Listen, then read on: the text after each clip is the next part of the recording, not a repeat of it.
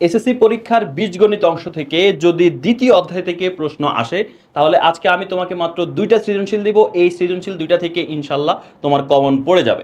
দেখো, set of function খুবই সহজ একটি অধ্যায় এবং খুবই কম টপিক আছে যেগুলোই বারবার পরীক্ষায় আসে। সেই হিসাবে যদি আমরা দেখি, প্রথমে এই যে এই একটা সৃজনশীল দেখবা, এখানে পাওয়ার সেট নির্ণয় করে তারপরে 2 টু দি পাওয়ার n কে সমর্থন করে সেই প্রশ্নটা আছে, এবং আর অন্যকে তালিকা পদ্ধতি প্রকাশ করে ডোমেন অ্যান্ড রেঞ্জ নির্ণয় সেটা আছে।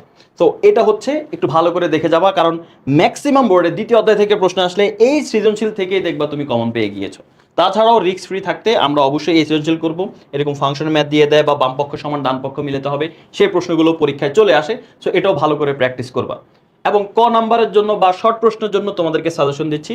সেক্ষেত্রে তুমি এই যে এখানে ক নাম্বারে কিছু প্রশ্ন আছে বা সংক্ষিপ্ত প্রশ্নের জন্য, তো এখানে আরো এক্সট্রা কিছু প্রশ্ন আছে। এই প্রশ্নগুলো তোমরা সলভ করে যাবা, কতে সংক্ষিপ্ত প্রশ্নতে কিন্তু দিয়ে দেয়। তো এই প্রশ্নগুলো ভালো করে সলভ করে গেলে ইনশাল্লাহ দ্বিতীয় অধ্যায় থেকে, অর্থাৎ বীজগণিত অংশ থেকে যদি দ্বিতীয় অধ্যায় থেকে প্রশ্ন হয়, তাহলে তুমি এখান থেকে কমন পাবা।